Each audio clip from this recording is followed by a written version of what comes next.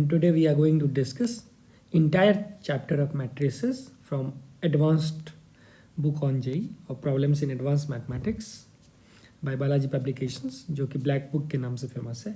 अब इसका प्रॉब्लम क्या है, इस बुक का ऑफिशियल सॉल्यूशंस भी अवेलेबल है बाय द सेम पब्लिकेशंस, लेकिन उसमें जो भी अच्छे प्रॉब्लम्स है मैट्रिसेस में, तो इस पूरे चैप्टर्स में आप देखोगे 8 से 10 काफ़ी अच्छे प्रॉब्लम्स हैं जिसका सॉल्यूशंस ना वेब पे अवेलेबल है और ना ही वो बुक में है, इवन हिंट्स भी नहीं दिया गया है।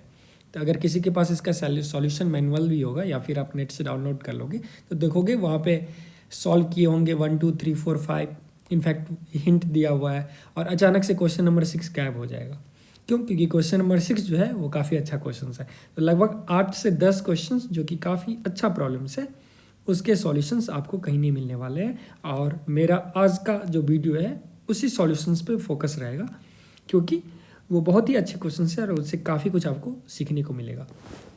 Just to complete this entire courses of matrices, मैं विकास गुप्ता सर का ये जो पूरे चैप्टर्स है तो उसको मैं फिनिश करूँगा। वैसे आपको मैं बोलते जाऊँ, बहुत सारे क्वेश्चन जो है ये बहुत सारे अमेरिकन कॉम्पिटिशन से लिया गया है इस बुक में, और इस बुक को थोड़ा और रिनोवेट करने का ज़रूरत है, जो कि डेफिनेटली हम जो अपना बुक रिलीज़ करने वाले हैं उससे हम रिनोवेट करेंगे। अभी मेरे बुक में भी कुछ टाइम लगेगा, तो प्लीज़ आप कमेंट सेक्शन में अब मत पूछना जो कब रिलीज़ करेंगे, क्योंकि अभी उसमें लगेगा ऑलरेडी वो स्टूडेंट अप्रूवल जोन से गुजर रहा है। मतलब जो भी सारे क्वेश्चंस हैं हम उसे अपने टॉप बैचेज में रखते हैं, और उस टॉप बैचेज में स्टूडेंट्स से उसका एक बार प्रूफ रीड काइंड ऑफ जब हो जाएगा तो मैं पूरा बुक को एररलेसली मैं रिलीज़ करूँगा। अगर आपको मेरे बुक के बारे में और जानकारी चाहिए तो आप हमारे चैनल पे जुड़े रहिए, मैं बुक्स के भी क्वेश्चंस आपके सामने लाता रहूँगा इस जी एडवांस सेशन तक और उसके बाद भी। तो चलो सबसे पहले इस मैट्रिक्स चैप्टर जो 12th है ब्लैक बुक का, उसको A to Z प्रॉब्लम्स को सॉल्व किया जाए। तो अब first problem, second problem, third problem ऐसे मैं करता रहूँगा। जो प्रॉब्लम काफ़ी ईजी है उससे मैं डायरेक्ट आपको आइडियाज़ देके छोड़ूंगा, और जो थोड़ा भी टफ है और ख़ास कर जिसका सॉल्यूशंस बाहर में अवेलेबल नहीं है, कुछ क्वेश्चंस गलत भी है वो भी मैं आपको बताऊंगा, तो उसको मैं सॉल्व करने वाला हूँ। स्पेशली ये देखो 1 और मोर करेक्ट का जो क्वेश्चंस है, आपको फर्स्ट क्वेश्चन का सॉल्यूशन नहीं मिलने वाला है मार्केट में, सेकंड का नहीं मिलेगा, फर्स्ट का मिल भी जाएगा तो थॉट प्रोसेस नहीं दिखेगा, ठीक है।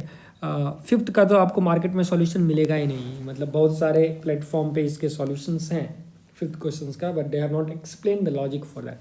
तो मैं अभी सब कुछ यहाँ पर डिस्कस करने वाला हूँ, ठीक है। और फिर अगर आप देख लो तो यहाँ पे इंटीजर और न्यूमेरिकल टाइप के भी जो क्वेश्चन है, खास के क्वेश्चन नंबर 3 और 4, इसके सॉल्यूशंस रिग्रेसली आपको मिलने में बहुत ही परेशानी होगा। थर्ड का तो रिग्रेसली बिना आइगन वैल्यू का आपको मिलेगा नहीं, तो मैं इसे जस्ट 12th के NCERT बेसिस से कैसे सॉल्व किया जाए वो मैं आपको बताऊँगा विथ मिनिमम प्री रिक्विजिट, और that's the basic idea and pleasure when you are solving JEE advance problem. तो चलो स्टार्ट करते हैं इसको जल्दी से विदाउट एनी डिले। और अगर अभी भी आपने चैनल को लाइक और सब्सक्राइब नहीं किया है तो आप खुद को कंपटीशन में पीछे डेफिनेटली रख रहे हो, क्योंकि आपके कॉम्पिटिटर्स जो होंगे वो डेफिनेटली इस चैनल को सब्सक्राइब करके और काफ़ी ज्ञान लेने वाले हैं। तो चलिए सबसे पहला क्वेश्चन जो है वो कि काफ़ी इजी क्वेश्चन है। तो ए दे रखा है B transpose plus C transpose. अगर मैं B ट्रांसपोज की बात करूँ तो ये कॉस साइन है और ये कॉस साइन हो जाएगा, plus C transpose, so it's sine minus cos और साइन माइनस कॉस। तो यहाँ से जो अपने पास मैट्रिक्स आने वाला है वो तो 2/2 आएगा। So cos square cos sine, यहाँ कॉस साइन और साइन स्क्वायर, प्लस यहाँ से आप देख सकते हो sine square minus sine cos cos square. इस दोनों को ऐड करोगे तो ये प्यारा सा 1 0 0 1 मैट्रिक्स बन गया। ये काफ़ी आसान क्वेश्चन विद आसान ऑप्शन सी।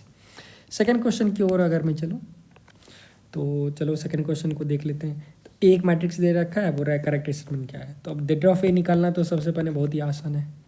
तो डेट ऑफ ए यहाँ पे 0 0 हो जाएगा, और ये plus minus 1 times 1, det of A अपने पास आ गया -1 time 0 -1, so it's +1 which is definitely non zero. सो मैट्रिक्स तो इन्वर्टेबल है, तो A inverse does not exist, ये तो गलत आंसर है। ये क्लियरली जीरो मैट्रिक्स नहीं है, पता नहीं ऑप्शन क्यों दे रखे हैं। अगर आप ए स्क्वायर फाइंड करोगे तो आप इसको फिर मल्टीप्लाई कर सकते हो इसी मैट्रिक्स से, तो ए स्क्वायर जो कि फाइंड करना बहुत ही आसान है। तो वो आइडेंटिटी मैट्रिक्स आ रहा है 1 0 0 1 0, तो ये ऑप्शन बी है, काफ़ी सिंपल सा क्वेश्चन। थर्ड क्वेश्चन में देखो तो सिर्फ मुझे प्रॉपर्टी लगाना, det of adjoint of adjoint of A.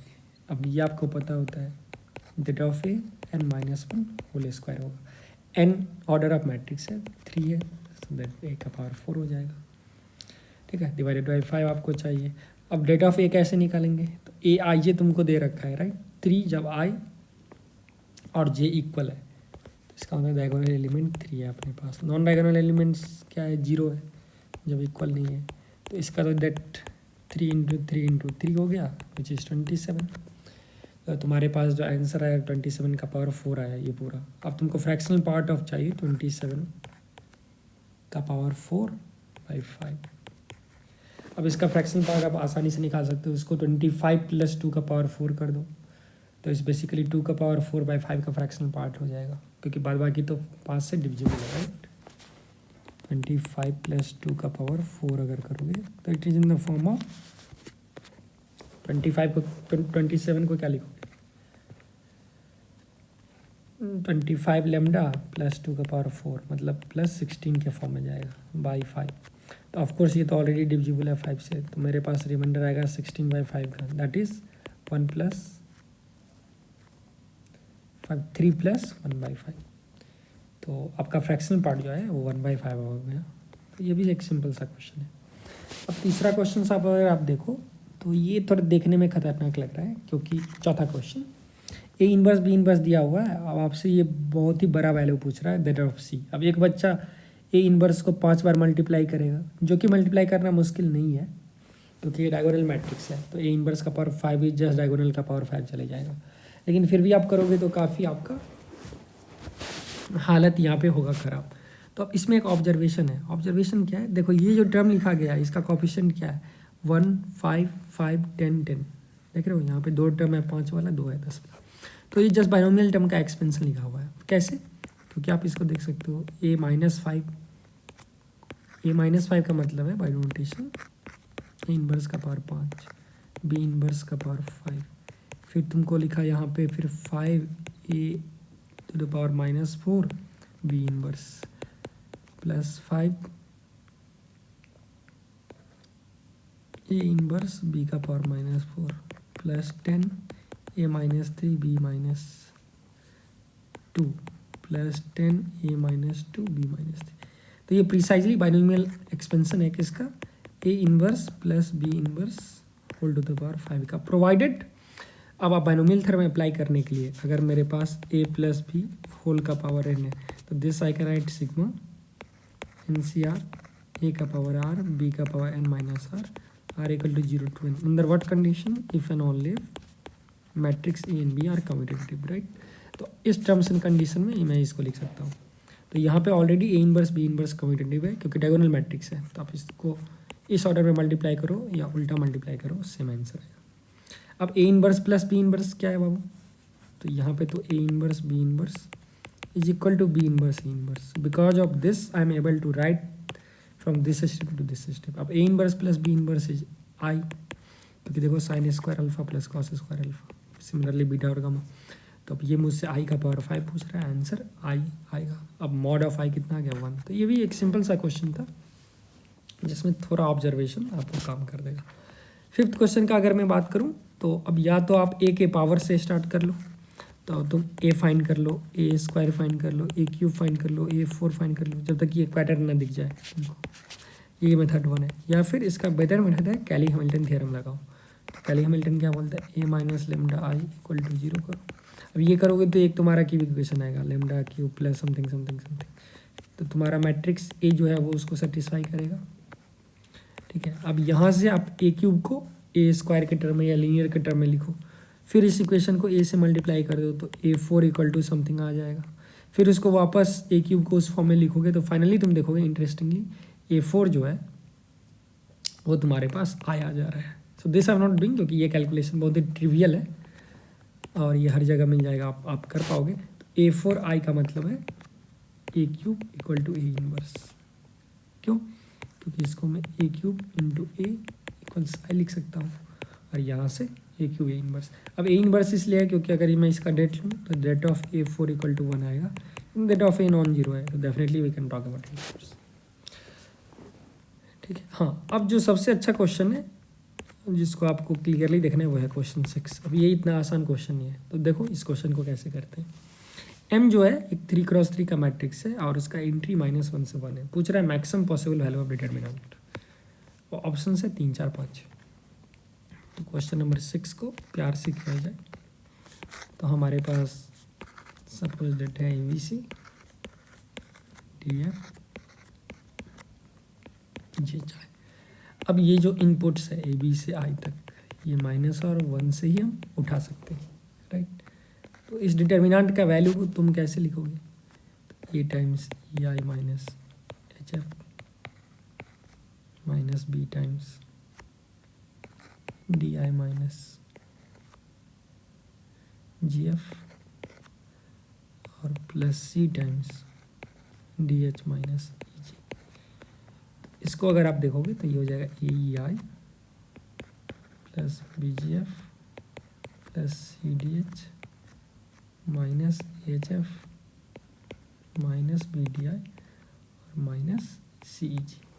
अब बहुत गौर करने वाली बात है, क्योंकि हमारे देखो अगर मैं ये इस तीनों बॉक्स देखो जो एडेड है और ये तीनों बॉक्स देखो जो सब्ट्रैक्टेड है, मतलब माइनस कॉमन लेके मैं इसको ऐसे फिल कर सकता हूँ।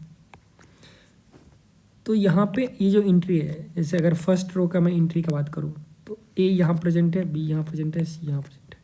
सेकंड रो के एंट्री का बात करूँ DEF, तो D अगर इस बॉक्स में प्रेजेंट है तो मेरे पास 3 बॉक्स है और हर एक रो का एक एक एंट्री एक एक बॉक्स में प्रेजेंट है। देखो D वहाँ है, E यहाँ है, तो F यहाँ। सिमिलरली GHI, अब that's the first observation. G अगर यहाँ बैठा हुआ है तो H वहाँ है और I यहाँ, and same thing goes here. तो अब अगर मैं एक्सट्रीमली ग्रीडी हो जाऊँ, लेट्स से अगर मैं एक्सट्रीम लालची हो जाऊँ, तो मैं सोचूंगा इसका वैल्यू 1 1 1, इसको मैक्सिमम रख लेता हूँ और उसको मिनिमम रख लेता हूँ -1 -1 -1। तो इस केस में मेरा आंसर कितना आ जाएगा 1 + 1 + 1 और ये, तो मेरा आंसर 6 आना चाहिए। अब सवाल है क्या ये पॉसिबल है या पॉसिबल नहीं है? क्या ये पॉसिबल है तो ये क्वांटिटी 1 हो जाए, ये भी 1 हो जाए, ये भी 1 हो जाए, ये -1 हो जाए, ये -1 हो जाए, ये -1 हो जाएगा। तो कोई अब गारंटी नहीं है जो तुम बोल सकते हो श्योरली पॉसिबल है। क्यों? कि जैसे ही तुम इसको 1 दे रहे हो तो AEI में एक प्रॉपर कॉम्बिनेशन फिक्स हो रहा है। अब वो कॉम्बिनेशन तो यहाँ पे भी फिक्स हो जाएगा। अगर सपोज मैं A को 1 लूँ, E को 1 लूँ और I को 1 लूँ, तो यहाँ पे भी A1 I1 और E1 हो गया। तो अब तुम्हारे पास फ्रीडम नहीं है। तो अब ये जो नेक्स्ट जो ब्रैकेट है ये वाला, ये डिपेंडेंट हो गया। This is dependent on the first bracket. ठीक है, आप इसको इंडिपेंडेंटली -1 -1 -1 और 1 1 नहीं कर सकते। अब सवाल है 6 10 क्यों नहीं हो सकता है? तो देखो अगर 6 होगा तो इसको 3 होना होगा, इसको -3 होना होगा। अब 3 ये कब होगा? जब AEI जो है 1 है, BGF 1 है और CDH 1 है। वो -3 कब होगा? जब AHF -1, BDI -1, CG। एक साथ ये चीज़ हो रहा होगा। अब इसमें एक लफड़ा होगा। क्या हो गया? इस तीनों इक्वेशन को अगर मैं मल्टीप्लाई कर देता हूँ तो ABCDEFGHI का वैल्यू 1 आया, 1 × 1 × 1। इसको मल्टीप्लाई कर दो तो ABCDEFGHI का वैल्यू आया -1 का क्यूब विच इज -1। तो अब देखो ये बोल रहा है जो इसको 1 होना पड़ेगा, ये बोल रहा है नहीं इसको -1 होना पड़ेगा। तो ये तो कंट्राडिक्टरी हो गया। तो अब ये केस पॉसिबल है ही नहीं। इसका मतलब 6 तो मुझे आ ही नहीं सकता है। एक ही तरीके का था 6 आने का, जब LHS वाला एक्सप्रेशन मैक्सिमम हो जाए और RHS वाला। अब नेक्स्ट है 6 नहीं आएगा तो क्या 5 आ सकता है? क्या ये आ सकता है या नहीं आ सकता है, ये देखना होगा। अब देखो 5 के लिए फिर तुम्हारे पास 1 2 3 4 5 6 ब्रैकेट था और ये इसमें माइनस साइन लगा हुआ है, इसमें प्लस। अब 5 लाने के लिए तुम सोच सकते हो ये 1 1 -1 अगर होगा, ठीक है, और ये अगर -1 -1 -1 हो जाए तो पॉसिबिलिटीज है, क्योंकि माइनस ऑफ ये क्वांटिटी कितना दे देगा? ये 1 दे देगा और वो तुम्हारे पास 3 दे देगा, तो ये 4 आएगा, राइट। तो 5 तो नहीं आया। 5 आने के लिए इसको 3 होना होगा, उसको 2 होना होगा। मतलब एक ब्रैकेट में मुझे 2 आना चाहिए और एक ब्रैकेट में 3 आना चाहिए। अब कोई ब्रैकेट में 2 हो ही नहीं सकता है, क्योंकि तुम 3 को सम करके 2 कैसे लाओगे? सोचो, अगर 1 1 1 रखूँ तो 3 आ जाएगा। अगर मैं एग्जैक्टली 1 -1 रखूँ तो फिर 1 आ जाएगा, तो 2 आएगा नहीं। अगर तीनों -1 रखूँ तो फिर -3 आ जाएगा। इसका मतलब 5 भी पॉसिबल नहीं है। तो नेक्स्ट पॉसिबिलिटी की ओर चलेंगे तो क्या 4 पॉसिबल है? 4 बिल्कुल पॉसिबल है।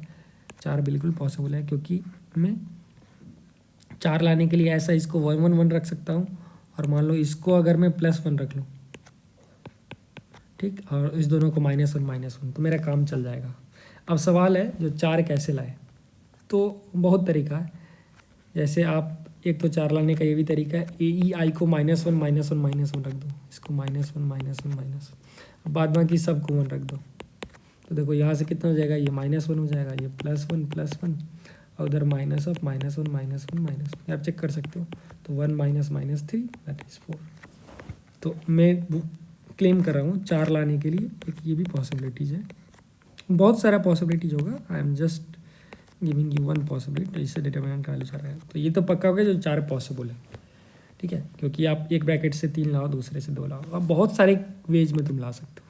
दैट्स अनदर क्वेश्चन जो कि मैं अपने टेक्स्ट बुक में लिखा हूँ, जो इतने how many matrices are there for which the determinant associated in this problem will be 4, ठीक है। तो अब जैसे ही तुमको 4 इंटेंट हो गया तो मैक्सिमम वैल्यू तो 4 ही हो गया, तो क्वेश्चन सॉल्व हो गया। Hence I can tell maximum possible value 4 होगी, क्योंकि 4 से नीचे मुझे चेक ही नहीं करना है। अब अगर 4 पॉसिबल है और 5 पॉसिबल नहीं है तो मैक्सिमम तो 4 ही होगा, उससे नीचे वाला और आ सकता है। लेकिन एक चीज़ और मज़ेदार है इस क्वेश्चन में, अगर मान लो क्वेश्चन को थोड़ा ट्विस्ट करके पूछा जाए तो बोलता है क्या क्या पॉसिबल वैल्यूज हो सकता है DFGHI इस डिटर्मिनेंट का, means how many possible value it can take. तो उसके लिए देखो एक सादा तरीका है, अगर मैं रो 1 को रो 1 माइनस रो 2 से रिप्लेस करूँ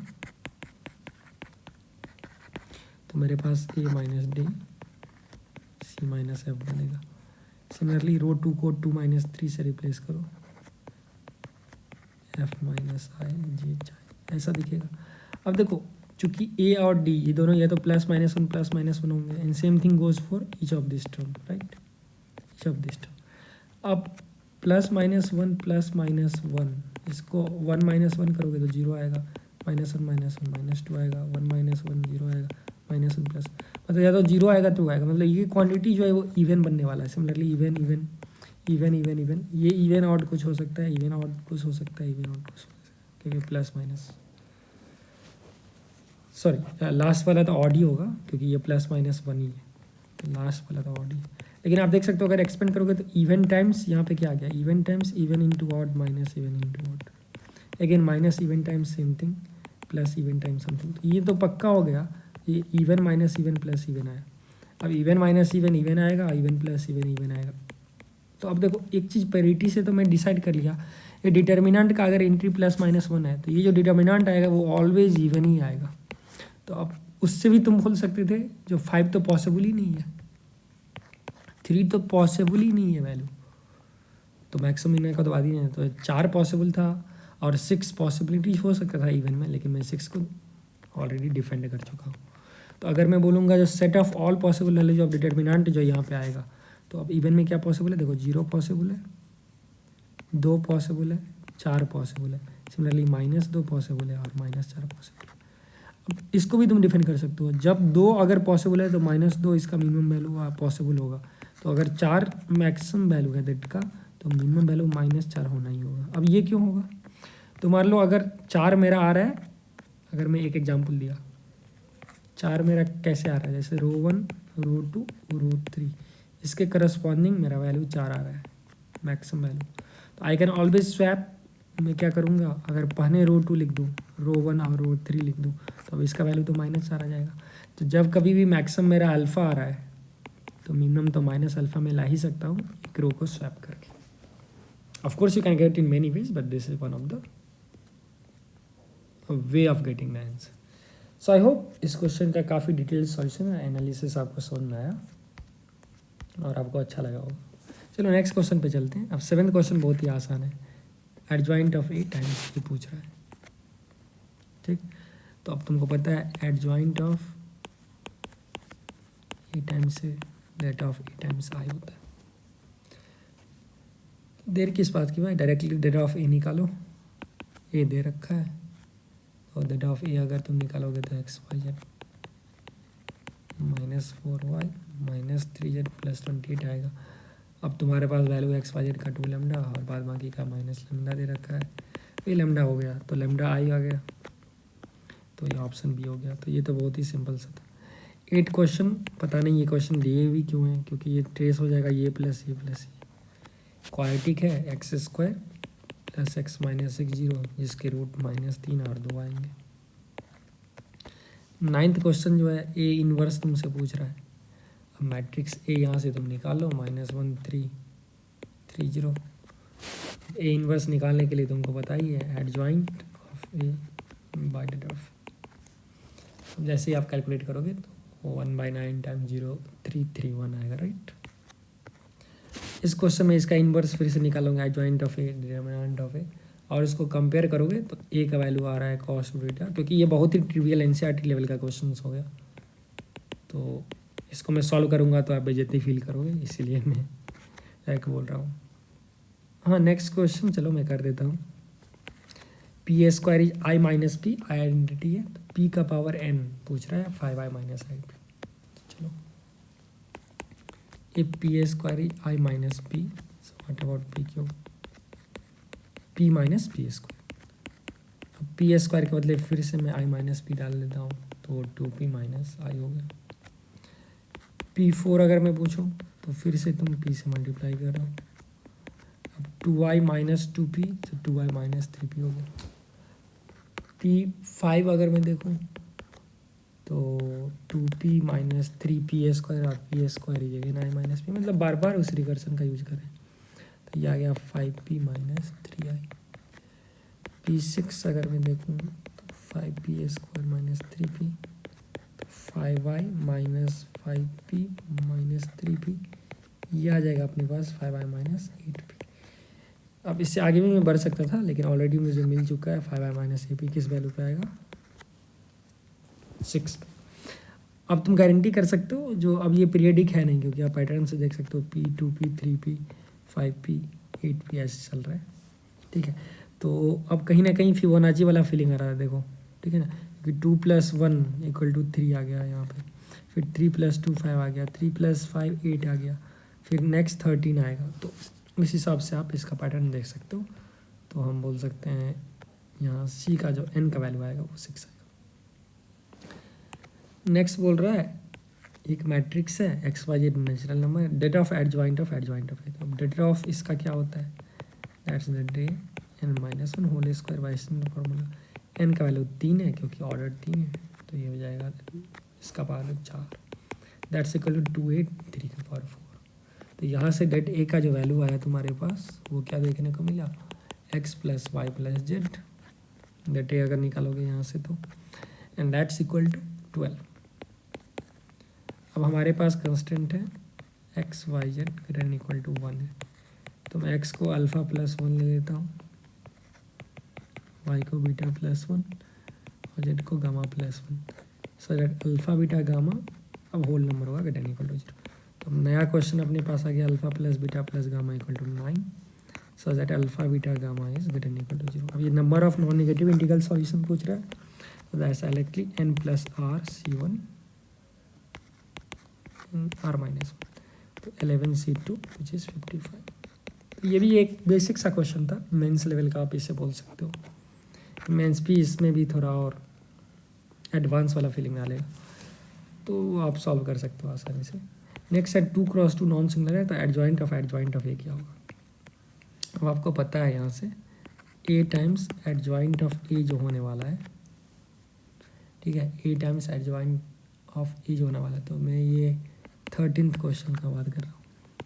इधर a टाइम्स आई, मुझे एडजॉइंट ऑफ ए चाहिए, तो ए को रिप्लेस कर दो एडजॉइंट ऑफ ए से, so adjoint of A equal to adjoint of A times. अब ऐसा कर सकते हैं ना हम, क्यों, क्योंकि this is true for any matrix A belongs to matrix world 3 elementary, ठीक। तो अगर ये ट्रू है, क्योंकि हम रियल वर्ल्ड में इसलिए, क्योंकि आप कॉम्प्लेक्स वर्ल्ड में भी इसको कर सकते हो, तो अगर ये सही है कोई भी मैट्रिक्स के लिए, तो मैं ए को एक नया मैट्रिक्स से रिप्लेस कर रहा हूँ जो मैट्रिक्स खुद एडजॉइंट ऑफ ए है, तो कर सकता हूँ। अब देखो मुझे ये चाहिए, तो एडजॉइंट ऑफ ए को खाना है, तो मैं प्री मल्टीप्लाई कर दूंगा ए से, तो ये तो होगा det A times I will be eaten by this. Det A को अगर मैं उस साइड ले जाऊँ तो ये हो जाएगा A times adjoint of A already होता है डेट ए स्क्वायर हो जाएगा 3x3 में, लेकिन मुझे यहाँ पे क्या चाहिए 2x2 है, तो डेट ए का पावर n-1, मतलब डेट ए ही हो गया। So it is det A times A. अब डेट ए अगर नॉन जीरो है तो ये कैंसिल हो गया, तो मेरे पास एडजॉइंट ऑफ ए जो आ गया जस्ट ए। किसके लिए? मैट्रिक्स अगर ऑर्डर 2 है। अब देखो इन जनरल क्या होगा, एडजॉइंट ऑफ ए आप यहाँ से प्रूव कर लोगे, क्योंकि ये डेट ए का पावर n-1 जाएगा, तो यहाँ आ जाएगा डेट ए का पावर n-2 टाइम्स है। तो ये जनरल फार्मूला है valid for any matrix square matrix of order है। तो ये क्वेश्चन तो डायरेक्टली बन गया, यहाँ से आपको आंसर जो आया वो ये आ गया। अब कोई बच्चा मैट्रिक्स ए को ए बी सी डी लेके भी कर सकता था। आप एडजॉइंट निकालोगे तो डी माइनस सी माइनस बी ए का ट्रांसपोज हो जाएगा, फिर उसका एडजॉइंट लोगे तो ए बी सी डी आ जाएगा। लेकिन जो अभी तरीका मैं बताया हूँ वो वैलिड है एन क्रॉस एन के लिए। 14th क्वेश्चन की अगर मैं बात करूँ तो तुम देख सकते हो MA है। अब ए का डेट जो होने वाला है वो है -a² - b²। तो अगर ए बी जीरो नहीं है तो फिर ये मैट्रिक्स ए जो है इन्वर्टेबल है। तो उस केस में मैं एम को लिख सकता हूँ ए का पावर 2m, और ए को उस साइड लाया तो इनवर्स, जैसे ए का power 2m + 1 divided by a² + b² हो गया। ठीक,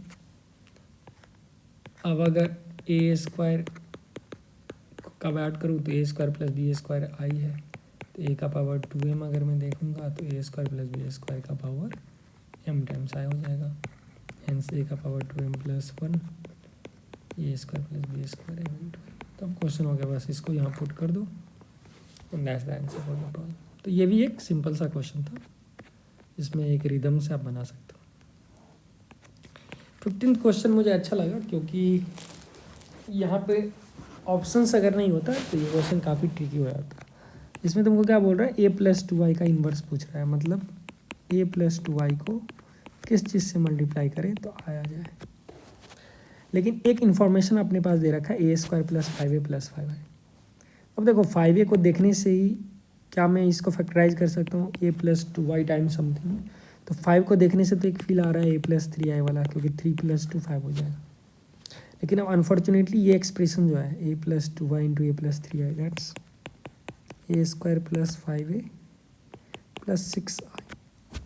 लेकिन मुझे a² + 5a + 5i 0 दे रखा है, तो इसका क्वांटिटी ये वैल्यू तो आ जाएगा। So I can tell this will be I, right. तो ये तो ऑलरेडी सही है, तो क्वेश्चन मेरा ऑटोमेटिकली बन गया, देखो बिना कोई मेहनत के।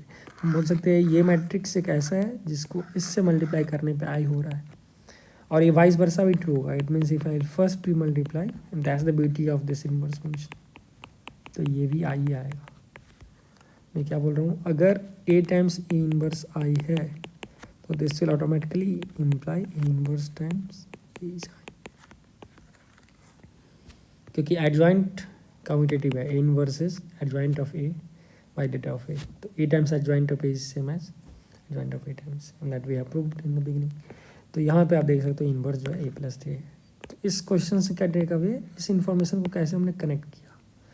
अभी देखोगे बहुत टफ क्वेश्चंस में भी ऐसे ही हम कनेक्ट करने वाले। नेक्स्ट क्वेश्चन है 16। तो एक तो ए बी इनवर्स, कोई बच्चा बी इनवर्स ए इनवर्स निकाल लेगा। कभी कभी क्या होता है ना, तुम ए बी डायरेक्ट एक बार मल्टीप्लाई करके भी देख लो, क्योंकि 3 - 5 = 12 7, 36 - 35 1 आ गया। नेक्स्ट हम देखो 15 और +15 0। अरे भाई आइडेंटिटी मैट्रिक्स है, ये एक्चुअली ए बी खुद आई है, तो इट्स आई इनवर्स। तो इससे आप फास्ट डायरेक्टली कर सकते हो ऑब्जर्वेशन से। एडजॉइंट ऑफ ए का डेट जो होता है, डेट ए का पावर n-1 है, n का वैल्यू 2 है, डेट ए 6 - 4, ये हो गया आपको 2।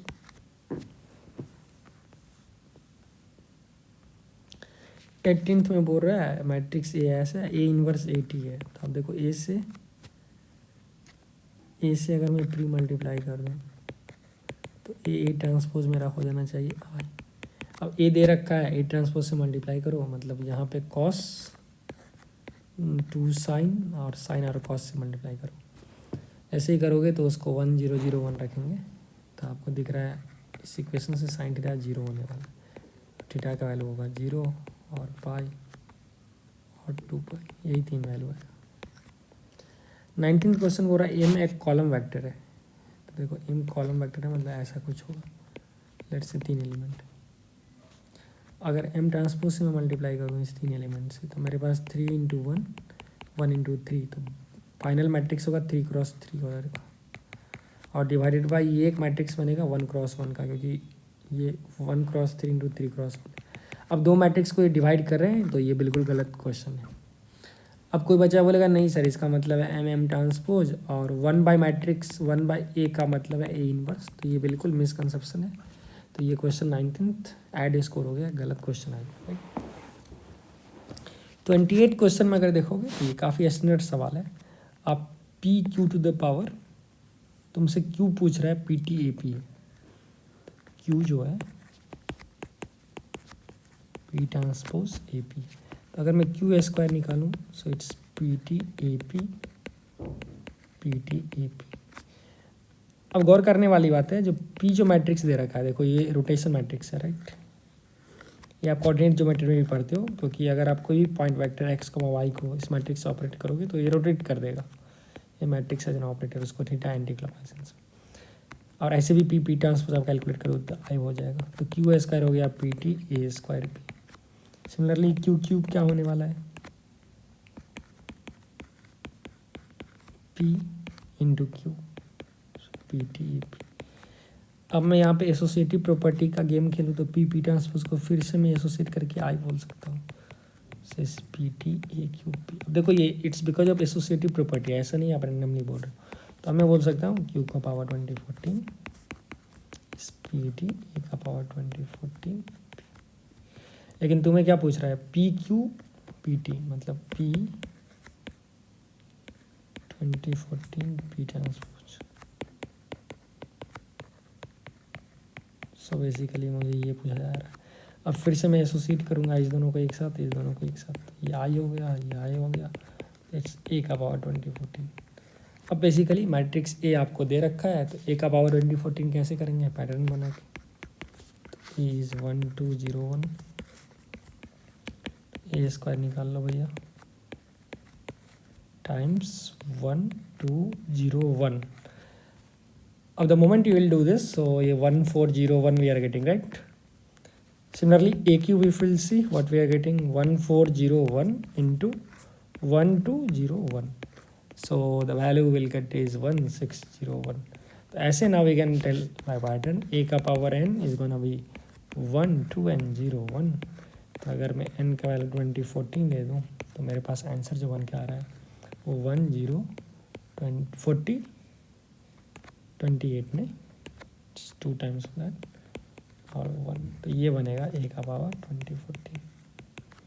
तो ये एक प्यारा सा तुम्हारा आंसर हो गया, जो कि ऑलरेडी आई गेस ऑप्शंस में दिया रहेगा, ऑप्शन बी, राइट।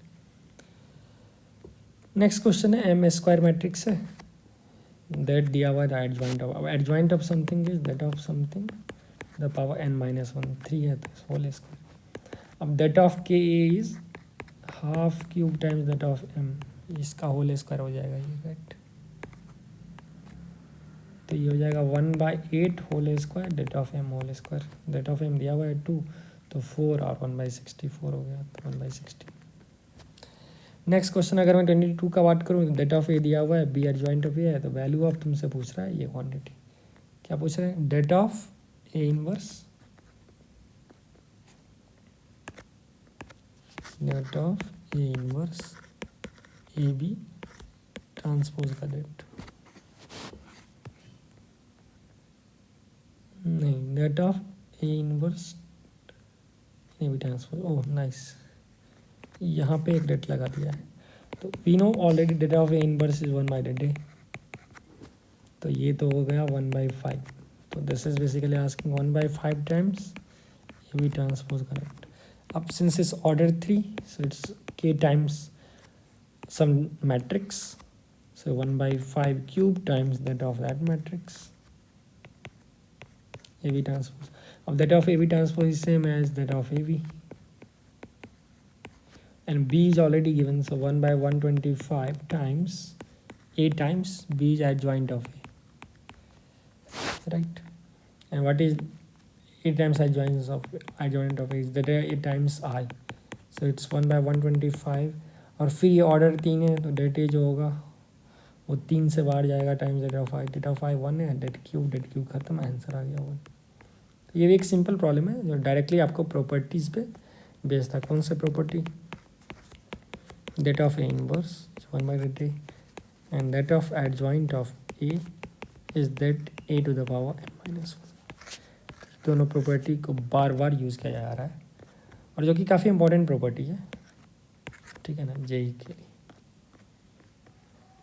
चलो नेक्स्ट क्वेश्चंस का जो अब सिलसिला है वो काफ़ी अच्छा होने वाला है, क्योंकि अब आपके प्रॉब्लम्स के लेवल जो है वो सीधा अपग्रेड हो गए।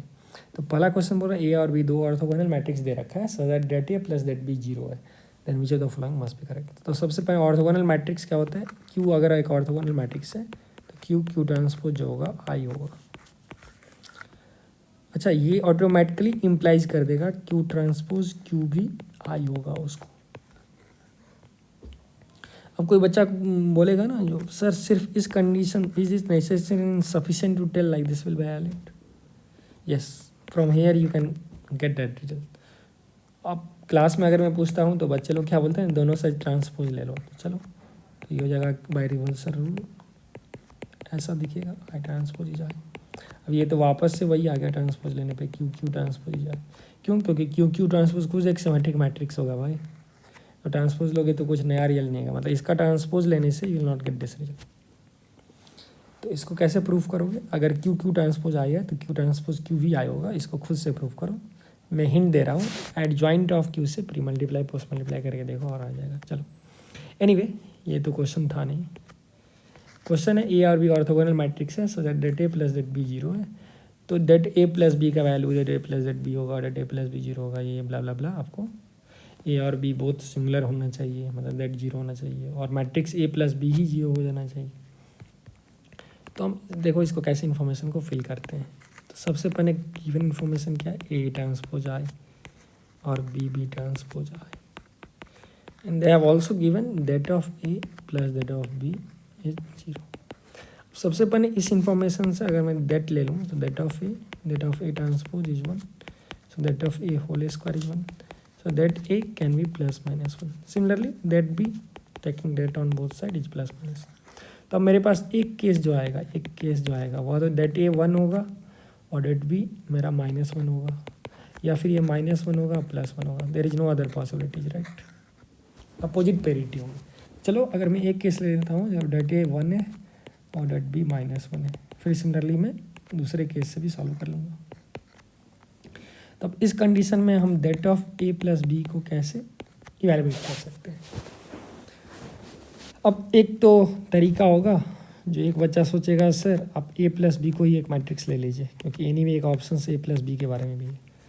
अब चूँकि ट्रांसपोज में मुझे इन्फॉर्मेशन लाना है तो मैं इसे क्यू ट्रांसपोज में ले आता हूँ, A transpose plus B transpose.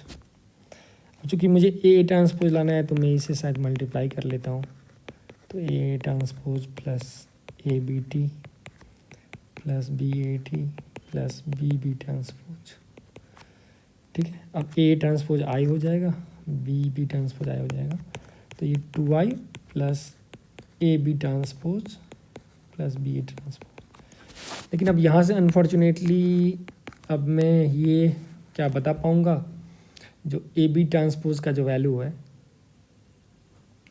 ठीक है, A B transpose plus B transpose का जो वैल्यू है ये मेरे पास -2 आएगा। अगर वो -2 आएगा तो फिर मैं डेट से बोल सकता हूँ डेट ऑफ क्यू जो होगा वो 0 होने वाला है, राइट? अब उसको भी कोई बच्चा ट्राई कर सकता है, क्योंकि बी ट्रांसपोज को तुम क्या लिख सकते हो, यहाँ से बी इनवर्स लिख सकते हो, तो ये हो गया ए बी इनवर्स। और ए ट्रांसपोज को क्या लिख सकते हो? ए इनवर्स लिख सकते हो, क्योंकि एनी वे डेट नॉन 0 है, ये हो गया बी ए इनवर्स। अब फिर भी A B inverse plus B A inverse, इसको मैं कैलकुलेट कैसे करूँ? तो यहाँ से ये लॉक होता हुआ दिखा रहा है, although I can tell like Q transpose का जो वैल्यू आएगा उस इस फॉर्म में भी लिखा जा सकता है, so that can be another option. लेकिन अगर मैं ऐसा थॉट प्रोसेस लाऊँ तो इससे कुछ नज़र दिखता हुआ, although it's not wrong, it's correct, but scope नहीं दिख रहा अपने को, स्कोप नहीं दिख रहा यहाँ से, नो स्कोप रहा है। तो अब दूसरा तरीका डायरेक्ट मैं डिटर्मिनेंट पे वार करता हूँ ए प्लस बी से। अब देखो मेरे पास इंफॉर्मेशन है ए ट्रांसपोज आई या बी बी ट्रांसपोज आई, तो मैं एक कर सकता हूँ ए को ए के साथ अगर मैं बी बी ट्रांसपोज को मल्टीप्लाई कर दूँ, ठीक है, और प्लस बी लिख दूँ, तो अब सवाल है जो बी को मैं यहाँ से कॉमन खींच नहीं सकता हूँ, इसीलिए मैं क्या करूँगा ए के साथ उल्टा मल्टीप्लाई करता हूँ B transpose B, because anyway orthogonality means this is B B transpose is I, that will automatically implies B transpose B is also I, why because B transpose is B inverse. तो यहाँ से अब मैं क्या बोल सकता हूँ, देखो ये आप समझ रहे हो ना, A transpose A will be equal to I equal to A transpose, that is definition of orthogonality. वही मैं तुमको बोल रहा था प्रूफ करने एक से दूसरे को, एनीवे वो आप खुद से प्रूफ करके बताना कमेंट। तो अब देखो बी यहाँ पे बैठा हुआ है, तो अब मैं इसको लिख सकता हूँ A B transpose plus I times B का डेट, ठीक है। अब देखो फिर यहाँ से मेरे अगर मैं कुछ करके अगर इस आई को ए बना दूँ तो मेरे पास क्या होगा, ए बी कॉमन आ जाएगा, तो A B transpose plus A transpose लिख सकता हूँ this times B. Very beautifully what you can tell it's a common. अब फिर से सिर्फ मैं लॉज ऑफ मैट्रिसेस लगा रहा हूँ, and is B transpose plus A transpose times B. अब मज़ा आ गया भाई, देखो क्या मज़ा आया। अब डेट तो डिस्ट्रीब्यूटिव है, B transpose plus A transpose into det of B. अभी मैं मान के चला हूँ डेट ऑफ ए 1 है, डेट ऑफ बी -1 है, तो अगर मैं इसका वैल्यू 1 रख लूँ, इसका वैल्यू -1 रख लूँ, तो it's minus time det of A transpose plus B transpose. अब ये क्या हो गया, it's minus times A transpose plus B transpose, इससे मैं A plus B whole transpose, right. And so and that of you already minus A plus B whole transpose, and that of A plus B whole transpose is same as minus that of A plus B. तो इससे क्या फ़ायदा मिला, that of A plus B is minus of A plus B आ गया, it means 2 times that A plus B is equal to 0 implies that A plus B must I. अब कोई बच्चा इसको दूसरे तरीके से भी कर सकता है, मेथड 2 से, मैं तो मेथड 1 से बताया तो बस। अब कोई स्टार्टिंग में ही ए प्लस बी ले लेगा और ए को ना छू के वो बी को ही टच कर ले, तो देखो ए है, अब वो सोचेगा यहाँ पे बी है ना, यहाँ पे मैं ए लाऊँ, तो ऑफकोर्स ए ट्रांसपोज से ए ला सकता है। देखो कितना स्मूथली चल रहा है काम, तो आई प्लस ए ट्रांसपोज बी आ जाएगा, तो इसको मैं ले सकता हूँ दैट ऑफ ए। अब फिर बी यहाँ पे लाने के लिए अगर मैं फिर वापस ए ट्रांसपोज लाऊंगा तो सिर्फ ए में ही गेम चल जाएगा, तो मैं अब बी को वहाँ पे एंट्री लेना चाहूँगा सो दैट बी कॉमन हो जाए, राइट। तो उसको बी ट्रांसपोज बी इंटेंशनली लिखा क्योंकि बी बाद में लिखा हुआ है, और देख सकते हो दैट ऑफ ए हो गया, दैट ऑफ बी हो गया into B transpose plus A transpose का डेट। अब ये अपोजिट साइन में तो -1 time that of A plus B, तो फिर भी आ गया minus of that of A plus B, so hence I can tell that A plus B must. लेकिन क्या that of A plus B अगर डेट ऑफ मैट्रिक्स एम 0 है तो it implies matrix M will die, never, ठीक है, क्योंकि बहुत सारा मैट्रिक्स है भाई उसका डेट 0 है, जैसे 6 2 ले लो, 1 12 ले लो, इसका डेट तो 0 हो जाएगा, लेकिन ये तो अच्छा खासा जिंदा मैट्रिक्स है भाई, मरा हुआ नहीं है। तो अब देखो कैसे हमने सोचा और इस क्वेश्चंस को, तो यहाँ से ए प्लस बी 0 ये तो कंक्लूड बिल्कुल नहीं कर सकते हैं, ए बी सी बहुत नॉन सिमिलर, ये तो भाई तुम कर ही नहीं सकते हो क्योंकि ऑर्थोगोनल जैसे हो गया तो नॉन, ठीक है, सिमिलर मैट्रिक्स तो हो ही नहीं सकता क्योंकि इसका डेट 0 तो होगा ही नहीं। हाँ, det of A plus B 0 आ गया और det of A plus det B 0 है गिवन है, तो ये तो सही है जवाब, डेट ऑफ ऑप्शन ए और बी। मोर देन सॉल्यूशन आपको पता होना चाहिए कैसे हमने अप्रोच किया और कैसे इस प्रॉपर्टी को यूज़ करके मैंने इस गेम को खेला।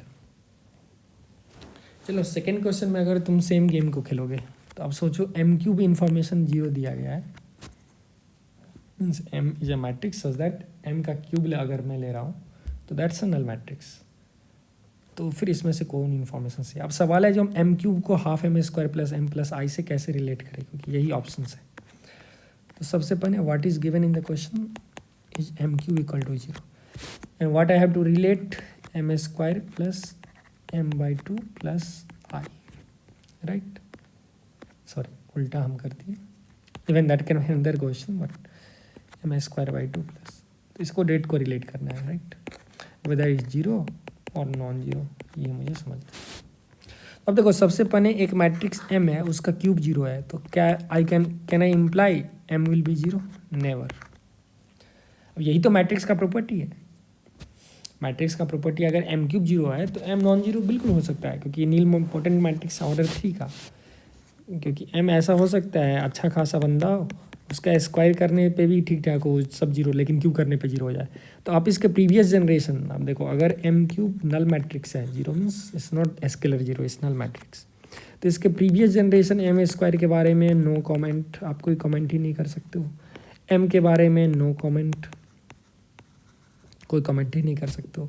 अच्छा, क्या यह मैट्रिक्स इन्वर्टेबल होगा? बिल्कुल नहीं होगा, क्योंकि एम क्यूब जीरो है तो डेट ऑफ एम क्यूब जो होगा वो खुद जीरो हो जाएगा, तो डेट ऑफ एम जीरो होगा। तो मैं एम इनवर्स के बारे में भी बात ही नहीं कर सकता हूँ। नो कमेंट ना, definitely I can comment that M inverse does not exist.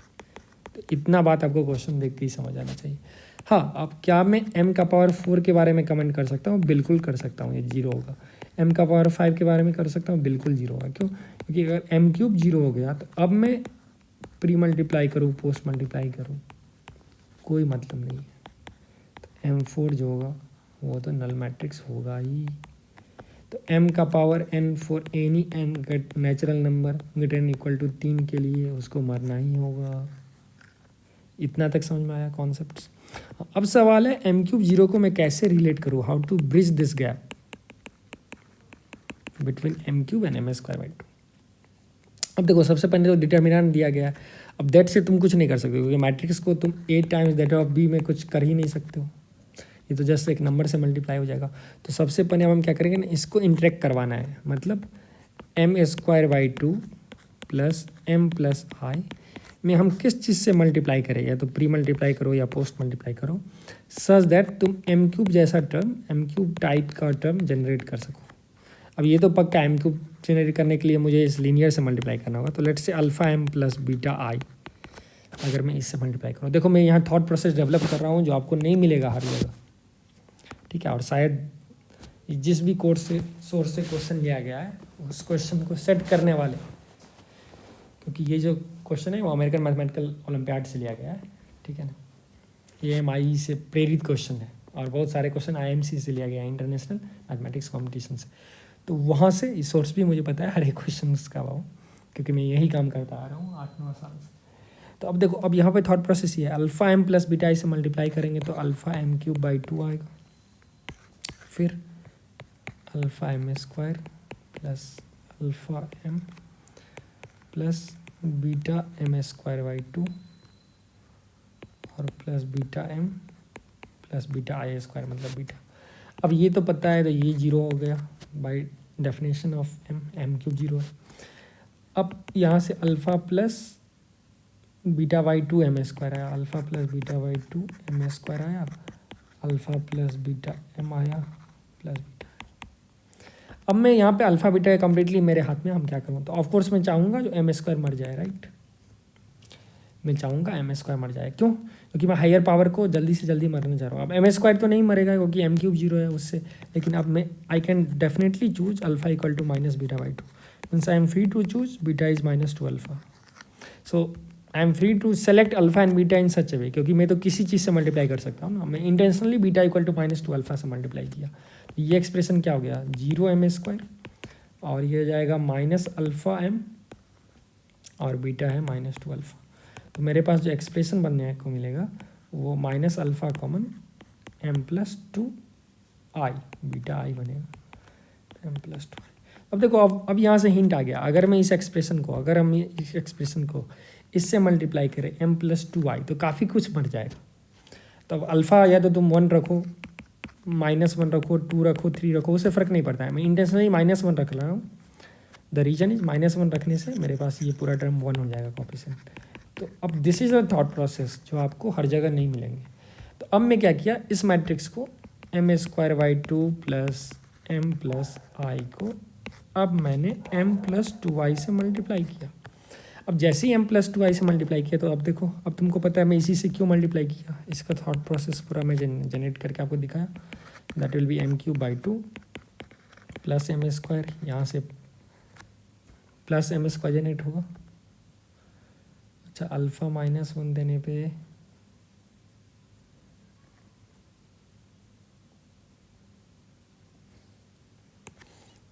Sorry alpha -1 देने पे मुझे अल्फ़ा m प्लस बीटा से मल्टीप्लाई करना है, तो अल्फ़ा -1 बीटा तुम्हारा क्या हो गया, बीटा हो गया 2, तो मुझे -m प्लस 2i से मल्टीप्लाई करना होगा इसको, और आई कैन टेल m-2m से, ठीक है, -m प्लस 2i से।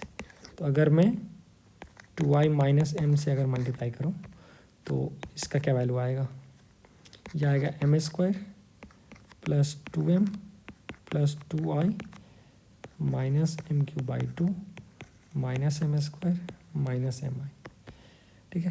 तो आप देख सकते हो m³/2 तो स्वाहा है, m² भी गया और मेरे पास ये आ गया m plus 2i। Very good.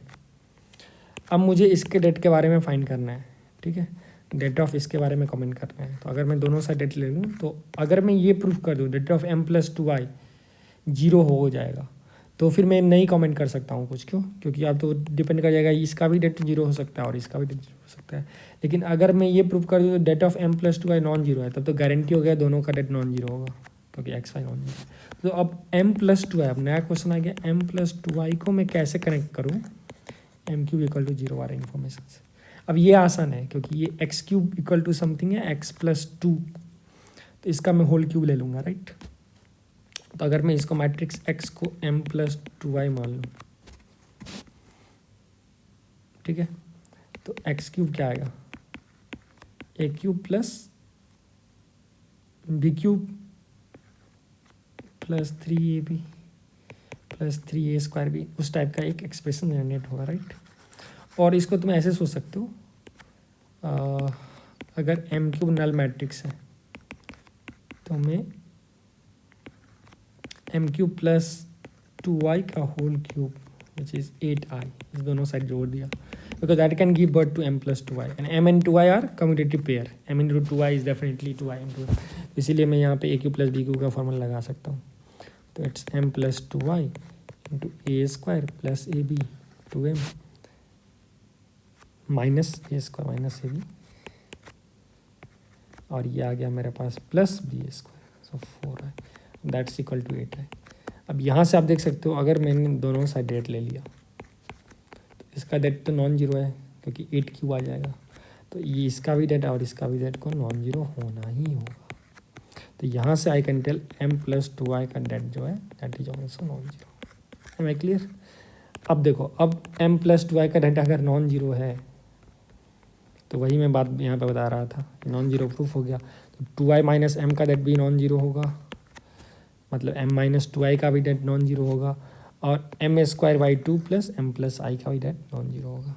तो यहाँ से मेरे पास ये वाला आंसर सही होगा। अब एग्जैक्टली इन सेम वे आप इसको भी कर सकते हो। इसके लिए मैं m माइनस 2i का यूज़ किया और 2i माइनस m, अब इसके लिए तुम m प्लस 2i का यूज़ कर लो मल्टीप्लाई करके, एग्जैक्टली सेम वे, तो ऑप्शन ये भी सही होगा। अब जैसे ही सॉरी बी नहीं, डी सही होगा,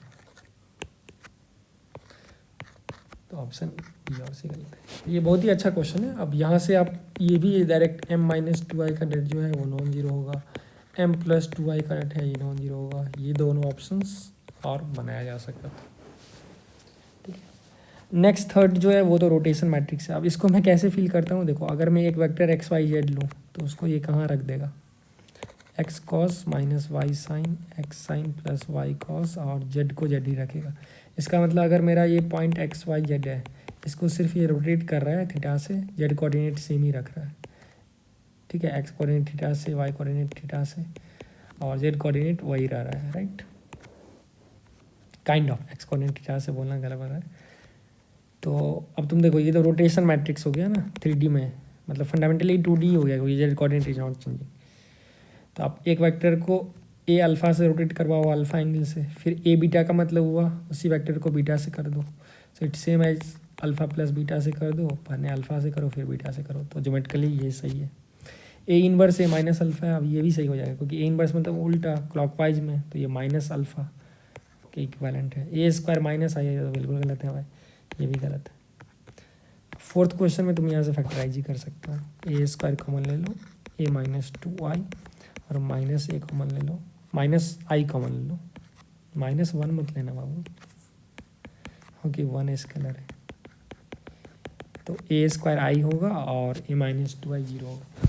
तो एक तो सॉल्यूशन है, ए 2i हो सकता है और आई हो सकता है, राइट। और फिर तुम अगर चाहो तो दूसरे सॉल्यूशन जैसे अब दे रखा है सी और डी ऑप्शन, इसका भी स्क्वायर करोगे तो आ जाएगा। मेनी सॉल्यूशंस है। क्वेश्चन 5 जो है वो खतरनाक क्वेश्चन है और ये डिफ़िकल्ट क्वेश्चन है, तो चलो इसको मैं प्रूव करता हूँ। ये बोल रखा है ए जो है 3x3 सिमेट्रिक और इन्वर्टेबल मैट्रिक्स है। तो सबसे पहले एक मैट्रिक्स ले लेते हैं, सपोज AHG और BFC। तो ये अपने पास सिमेट्रिक मैट्रिक्स जनरेट हो गया। क्यों? क्योंकि देखो इसके अबाउट इसका रिफ्लेक्शन है। अगर मैं ये लूँ तो इसके अबाउट ये रिफ्लेक्शन है, H का रिफ्लेक्शन ये है, G का रिफ्लेक्शन ये है, F का रिफ्लेक्शन ये, ठीक। अब ये पॉजिटिव है, मतलब all elements A B A H, ठीक है, G B F C strictly positive. अगर ये मैट्रिक्स ये है तो ए इनवर्स का कुछ एंट्री आएगा, राइट। यहाँ पे 1 2 3 4 5 6 7 बोल रहे थे number of zero elements in A inverse. अब देखो ये तो मैं कुछ ले सकता हूँ, suppose A B H C को ऐसा सेलेक्ट कर सकता हूँ so that A non zero होगा, so that we can define A inverse, right. अब ए इनवर्स में जीरो आने का तो चांस है ही। अगर मैं कोई 1 2 3 ले लिया, 1/7 समथिंग समथिंग ले लिया, तो ए इनवर्स में कोई एलिमेंट जीरो हो जाएगा। बोल रहा है कितना नंबर ऑफ जीरो एलिमेंट है आर लेस देन और इक्वल टू। तो क्या ये 0 हो सकता है, 1 हो सकता है, 2 हो सकता है, 3 हो सकता है, 3 से बड़ा भी हो सकता है। चलो अगर हम सोचते हैं एक टाइमिंग के लिए, suppose number of zero element 4 है, 5 है, 6 है। अब मैक्सिमम क्या हो सकता है, पूरा का पूरा जीरो हो जाएगा। अब वो पॉसिबल ही नहीं है। क्यों पॉसिबल नहीं है? क्योंकि पूरा का पूरा जीरो हो जाएगा तो det of A inverse zero हो जाएगा, ठीक है। तो 1/डेट ऑफ ए जीरो हो जाएगा। डेट ऑफ ए को इन्फिनिटी होना होगा, ये तो पॉसिबल ही नहीं, क्योंकि आप फाइनाइट नंबर्स ले रहे हो ना, रियल पॉजिटिव एलिमेंट फाइनाइट ले रहे हो, इन्फिनिटी थोड़ी ले रहे हो। दूसरा पॉसिबिलिटी है, चलो क्या ऐसा हो सकता है क्या जो 4 एलिमेंट जीरो हो जाए। अब देखो 4 एलिमेंट जीरो अगर हो जाए तो एक पॉसिबिलिटी है जो 3 एलिमेंट एक पर्टिकुलर कॉलम का ही जीरो हो जाए और चौथा एलिमेंट मान लो कहीं पे जा सकता है। अब ये भी पॉसिबल नहीं है, क्योंकि फिर से डेट ऑफ ए इनवर्स जो होगा वो जीरो हो जाएगा यहाँ पे। इसके अलावा अगर एक्सपेंड करोगे तो इसका मतलब डेट ऑफ ए इन्फिनिटी या फिर वायलेट कर रहा है। तो 4 एलिमेंट जीरो इस वे में तो नहीं हो सकता है। अब कोई बच्चा बोलेगा ठीक है, लेकिन मैं तो ऐसे डिफेंड कर सकता हूँ ना, मैं तो ऐसे डिफेंड कर सकता हूँ 4 एलिमेंट जीरो, दूसरे तरीके से तो मैं कर सकता हूँ। कैसे? तो अब कोई बच्चा बोलेगा ठीक है, मैं 2 एलिमेंट को यहाँ पे सपोज जीरो कर लिया और 2 एलिमेंट को यहाँ पे जीरो कर दिया, या फिर कहीं और तुम कोई भी पोजीशन पे ले चलो, उससे कोई मतलब नहीं है। सपोज मैं 0 यहाँ किया और 0 यहाँ किया। अब देखो अब एक्चुअली प्रॉब्लम क्या होगा इससे। अब अगर मैं ए इनवर्स का वापस से इन्वर्स निकालूं, अगर if I am assuming like 4 element in A inverse is 0, 4 elements are 0, तो अभी मैं चेक करूँगा क्या है पॉसिबल है 4 एलिमेंट 0 है। तो अगर 4 एलिमेंट 0 है तो ये तो पक्का है जो कोई एक रो में 2 एलिमेंट आपको 0 रखना होगा। क्यों? क्योंकि मैं R1 R2 R3 को एक एक 0 दे दूंगा, तो अब लास्ट वाला जो 0 होगा या तो वो R2 में जाएगा या R3 में जाएगा या R1 में जाएगा। वो बेसिक पिजन होल प्रिंसिपल हो गया या फिर कॉमन सेंस हो गया, ऐसा बोला। अब प्रॉब्लम क्या होगा, अब देखो अब इसके करस्पॉन्डिंग ये एक सब मैट्रिक्स बना। अगर ये एलिमेंट का अगर मैं माइनर निकालूँ, ये एलिमेंट का जो कि यहाँ पे 0 है, तो अगर तुम उसको नहीं फील करना चाहते हो, सपोज 0 अगर यहीं पे मैं रख देता हूँ, चौथा 0, ठीक है। तो अब अगर मेरे पास ये एलिमेंट है जिसका पोजीशन क्या है इस केस में A, third row third column, A33 का, A33 का माइनर क्या होने वाला है, ये तो 0 × 0, क्योंकि ये 0 है ये 0 है। यहाँ 0 नहीं भी होता, मान लो ये वो वाला 0 यहाँ होता और ये एलिमेंट 0 अगर नहीं भी होता, फिर भी इसका माइनर तो 0 होता, because it's 0 × something minus 0 × something. आप देख लो, तो माइनर 0 है तो कोफैक्टर भी 0 हो जाएगा। इसका मतलब ए इनवर्स का मैं अगर जब इन्वर्स निकालने जाऊंगा, ध्यान से देखो, तो ए इनवर्स का इन्वर्स निकालने जाओगे तो वहाँ पे तो ऐड जाएगा adjoint of A by det of A, मतलब adjoint of A inverse by det of A inverse. लेकिन एडजॉइंट ऑफ ए इनवर्स में जो एक एलिमेंट आएगा, एक एलिमेंट आएगा इसके A33 के करस्पॉन्डिंग, ये तो तुमको 0 यहाँ पे दिखने लगेगा, right. I hope I am clear. और आपको पता है ए इनवर्स इनवर्स कुछ नहीं ए है, इसका मतलब तो कॉन्ट्राडिक्शन हो गया। इसका मतलब मैट्रिक्स ए में एक एलिमेंट तुमको जीरो दिख रहा है, लेकिन यहाँ पे उसके करस्पॉन्डिंग जो एलिमेंट सी था ए वो जीरो है ही नहीं, क्योंकि वो तो स्ट्रिक्टली पॉजिटिव है। अब बात समझ गए ना। तो ए इनवर्स में अगर 3 से ज़्यादा जीरो हो गया, सपोज ये 4 जीरो है, 5 जीरो है, 6 जीरो है, तो फिर ए इनवर्स के इनवर्स में जैसे ही आप निकालोगे तो एक एलिमेंट कम से कम आपको जीरो दिखेगा, लेकिन वो तो कॉन्ट्राडिक्ट हो गया। इसका मतलब ए इनवर्स में 3 से ज़्यादा जीरो हो ही नहीं सकता है, 4 जीरो नहीं हो सकता है। क्या आप 3 जीरो हो सकता है? बिल्कुल हो सकता है, क्योंकि आप एक रो में एक जीरो रख सकते हो, दूसरे रो में एक जीरो रख सकते हो, तीसरे रो में एक जीरो रख सकते हो, लेकिन वो सेम कॉलम में नहीं होगा या फिर सेम रो में नहीं होगा। लेकिन ऐसा पॉसिबिलिटीज बिल्कुल है, ऐसा हो सकता है, इसका एग्जिस्टेंस तो गारंटी है नहीं, ये कोई वायलेशन नहीं देगा। तो यहाँ से हम प्रूव कर रहे हैं, यहाँ से मैंने क्या प्रूव कर दिया, इन जनरल मैंने क्या प्रूव दिया, और मेरे पास n क्रॉस n ऑर्डर का मैट्रिक्स है, ठीक है। तो यहाँ से भी तुम 3 के लिए क्या हो गया, 3 के लिए n² माइनस 3n कुछ इस टाइप का डेवलप हो गया फार्मूला, जो आप देखोगे बहुत सारे सोर्स पे सिर्फ लिख देते हैं, लेकिन उस फार्मूला का प्रूफ यहाँ से। तो क्या पॉसिबल है? ऑफ कोर्स 0 एलिमेंट तो पॉसिबल है ही, एक एलिमेंट पॉसिबल है, 2 है, 3 है, लेकिन 3 से ज़्यादा नहीं हो सकता। तो चारों का चारों ऑप्शन जो है और लेस देन और इक्वल टू लेस देन और इक्वल टू क्या हो सकता है, 3 से छोटा हो सकता है, मतलब 3 पॉसिबल है। अगर मैं बोलूँ 2 पॉसिबल है, मतलब क्या 2 से ज़्यादा पॉसिबल नहीं है, 3 पॉसिबल नहीं है। तो मुझे लेस देन और इक्वल टू क्या पूछ रहा है, डी। तो ओनली ऑप्शन डी सही है, मतलब 3 या 3 से छोटा हो सकता है, ठीक है, करेक्ट। अब चलो नेक्स्ट क्वेश्चन पे। मैट्रिक्स वाला क्वेश्चन भाई बहुत आसान है। 2 क्रॉस 2 को डायरेक्टली तुम स्क्वायर मैट्रिक्स को ABCD ले लो और इसका रेट निकालिएगा, तो ये AD माइनस BC हो गया। एंट्री 0 1 2 4 है, तो मैक्सिमाइज करोगे तो इसको मिनिमम रखना है और इसको मैक्सिमम रखना है, तो ये 4 इंटू 2 और 0 इंटू 1 रख दो, तो 8, तो इसका मैक्सिमम वैल्यू है, मिनिमम -1 हो जाएगा। अब कितना पॉसिबल वैल्यूज है, तो 2 4 8 आ सकता है, आप कॉम्बिनेशन से ले लो, तो 3 पॉसिबल वैल्यूज है।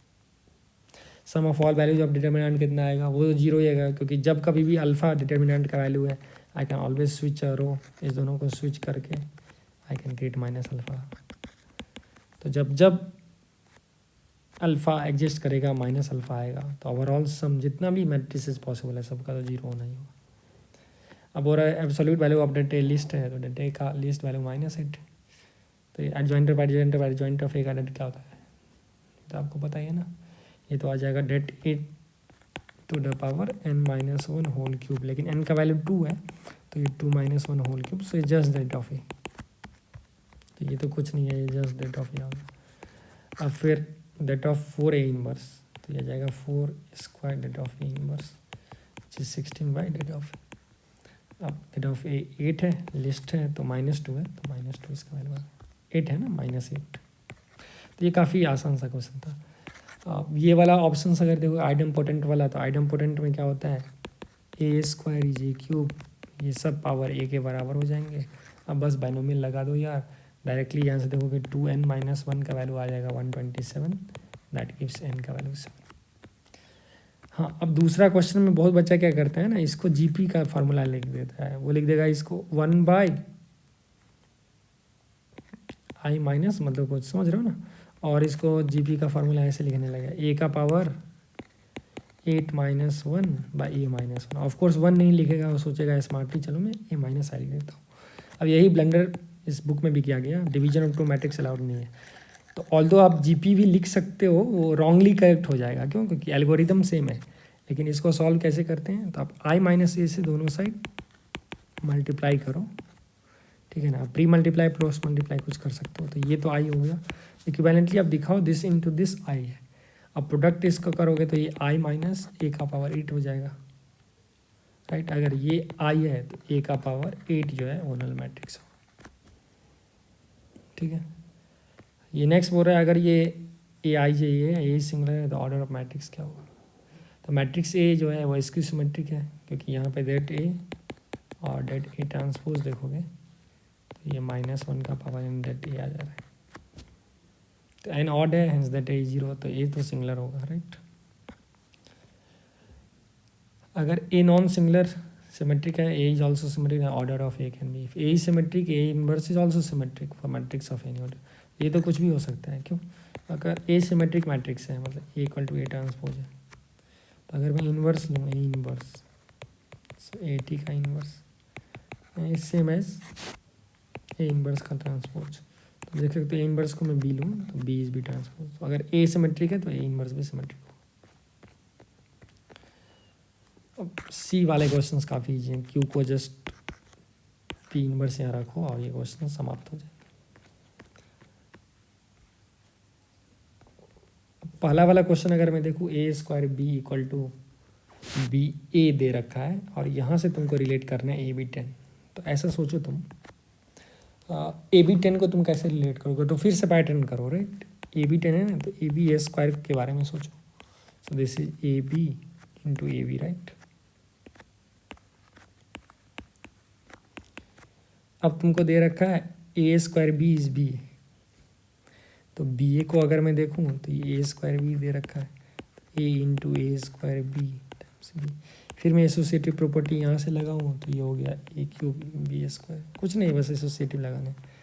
अब अगर मैं ए बी क्यूब की बात करूँ तो ए क्यूब बी स्क्वायर इंटू फिर ए बी आएगा, फिर तुमको देखो ए स्क्वायर बी बी ए लगाना है, ठीक? तो इसको आप क्या लिख सकते हो, इसको आप क्या लिख सकते हो, देखो ए क्यूब आ गया, अब बी टाइम्स बी ए टाइम्स बी, ए क्यूब बी, अब बी ए को फिर से लिखो ए स्क्वायर बी, राइट? तो ए स्क्वायर बी टाइम्स बी आ गया, फिर से इसको लिखो ए क्यूब बी ए और ए बी बी। अब देखो ये रिकर्सन चालू हो रहा है, कितना मज़ा आ रहा है, बी ए जगह ए स्क्वायर बी, अब बस तुमको इसी से खेलना है, फिर आ गया ए बी स्क्वायर। मैं बार बार क्या कर रहा हूँ ना, इसको तुम किसी ब्रैकेटिंग ऑर्डर में क्लब कर सकते हो, तो ए का पावर 5 बी ए, फिर से A square by B B square, फिर से इसको क्लब करो, इसको क्लब करो, किसी भी ऑर्डर में क्लब कर सकते हो, बस प्लेस वैल्यू चेंज नहीं करना है। प्लेस वैल्यू का क्या मतलब है, ए अगर यहाँ है तो हर जगह ए वहीं पे बैठा हुआ है, A7 बी क्यूब हो गया। तो अब शायद आपको मज़ा आ गया। AB4 सिमिलरली जो तुम्हारे पास होगा वो A15 और B4 आएगा, तो यहाँ से आप तुम बोल सकते हो पैटर्न से AB का पावर 10 जो आ रहा है, आप देखो कैसा पैटर्न जा रहा है, टर्म्स देख रहे हो ना, टर्म्स देख रहे हो आप, 3 जा रहा है, फिर उसके बाद मेरे पास 7 जा रहा है कॉमन रेशियो, फिर 15 जा रहा है, तो इसका डिफरेंस जो है उसका रिदम देखो EP में जा रहा है या फिर किस पैटर्न में जा रहा है, वहाँ से A का पावर 1023, B का पावर 10 आएगा, ठीक? तो 1023 माइनस ये 3 आंसर। सेकेंड क्वेश्चन तो काफ़ी ईजी है भाई, ये डायरेक्टली GP में जा रहा है, क्योंकि अगर आप इसका AIJ और BIJ कोड करोगे तो ये जो ट्रेस है, ट्रेस तो एडिटिव होता है, तो सेकेंड क्वेश्चन में L जो होने वाला है वो just limit n tends to infinity 18 times 3/3 square plus 3 square by 3 4, ऐसे ऐसे इन्फिनिटी दिखेगा, तो 18 टाइम्स ये GP हो गया, 1/3 इंटू 1 माइनस 1/3 9 आएगा। सिमिलरली आप m का वैल्यू यहाँ से कैलकुलेट कर सकते हो, वो 12 आएगा। अब एक मज़ेदार क्वेश्चन है जिसका सॉल्यूशंस फिर आपको नहीं मिलने वाले हैं कोई भी सोर्स में, बहुत ही अच्छा। फोर्थ क्वेश्चन मैंने ऑलरेडी सॉल्व कर रखा है, आंसर 4 होगा, अभी जस्ट किया है। Fifth question sequence and series का है, तो मेथड ऑफ डिफरेंस से आप आसानी से सॉल्व कर सकते हो। In fact first element of A10 जो होगा वो 286 होगा, क्योंकि वो टर्म्स ऑफ सीक्वेंस होगा 1 2 6 15, इसका 10 टर्म निकाल लो, तो ट्रेस ऑफ A10 जो आने वाला है मैट्रिक्स का वो आएगा 286 प्लस नेक्स्ट 297 प्लस 308, और ऐसे करके करोगे तो 3075 आएगा। अब एक क्वेश्चन जो हम छोड़े वो है थर्ड, और वो बहुत ही शानदार क्वेश्चन है।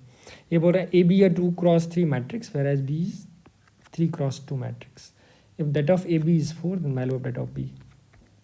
तो देखो B जो है वो एक कैसा मैट्रिक्स है, 3x2 मैट्रिक्स है। तो सबसे पहले एक मैं मैट्रिक्स B ले लेता हूँ 3x2, 3 रो 2 column, suppose A1 A2 A3 B1 B2 B3, ओ 3 रो 2 कॉलम है, तो A1 A2 B1 B2 and C1 C2, और एक ऐसा मैट्रिक्स है 2 रो 3 column 2x3, right?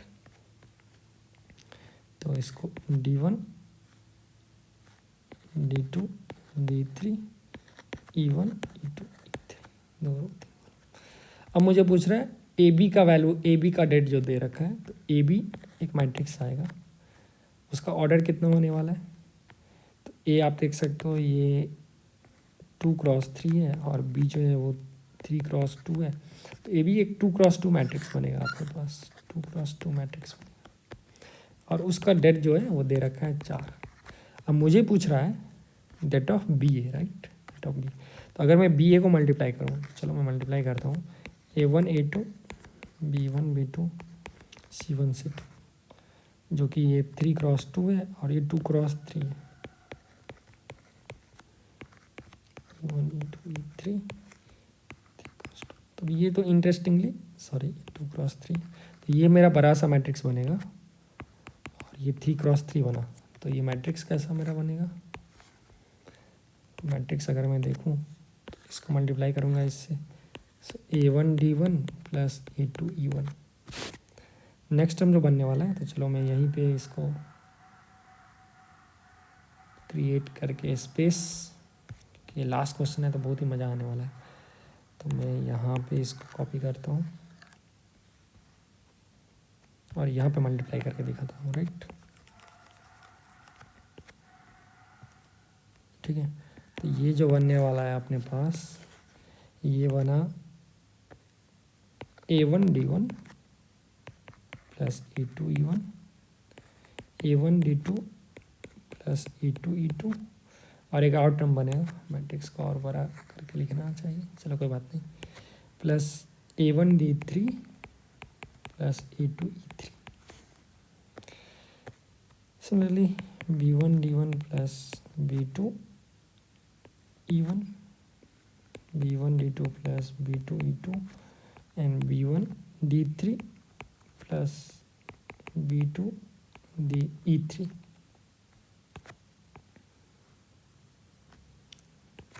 E2 E3 है, B2 E3।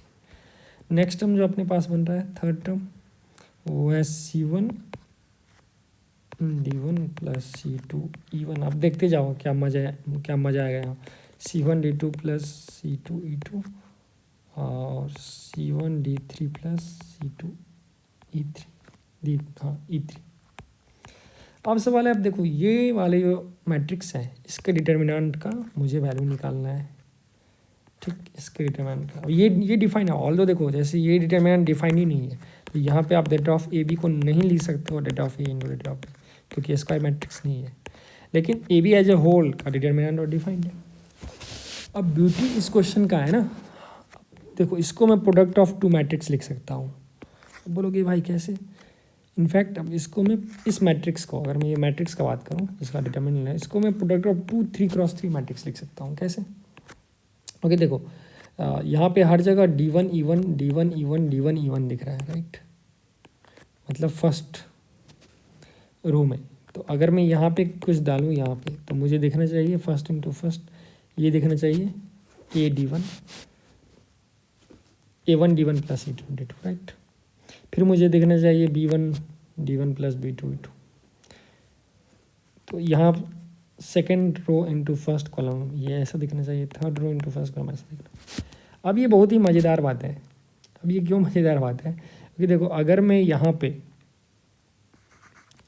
A1 A2 ले लूँ और लेट्स से यहाँ पे मैं D1 E1 ले लेता हूँ और ये थर्ड एंट्री में 0 ले लेता हूँ, ये एंट्री तुम कुछ भी ले लो, सपोज ये स्टार ले लो, तो यहाँ से क्या आएगा A1 D1 plus A2 D2। फिर मैं अगर मैं इसको B1 और B2 ले लूँ और कुछ हैश ले लूँ तो B1 D1 B2। अगर मैं इसको C1 और C2 ले लूँ और कुछ अगेन हाफ मून ले लूँ तो ये क्रिएट हो जाएगा।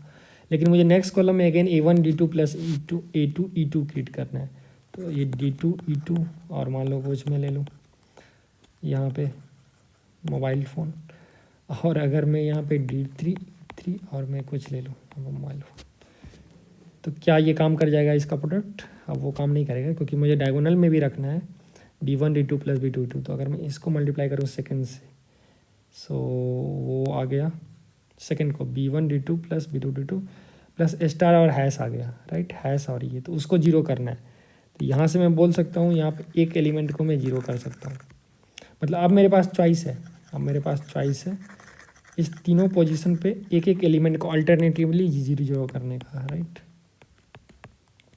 एक तो तरीका है इसको क्रिएट करने का, एक आसान तरीका है क्रिएट करने का, तुम इस तीनों को जीरो कर दो, ठीक है। अब इसको अगर मैं 1 1 1 भी रखूँ तो ऊपर भी क्या आ जाएगा। अब तुम आप कोई भी एलिमेंट देखो यहाँ पे क्रिएट हो रहा है कि C1 C2 और इससे करेंगे तो जीरो हो जाएगा, राइट। या फिर अगर आप एक्सट्रीमली ग्रीडी हो तो इसको भी जीरो कर रख दो।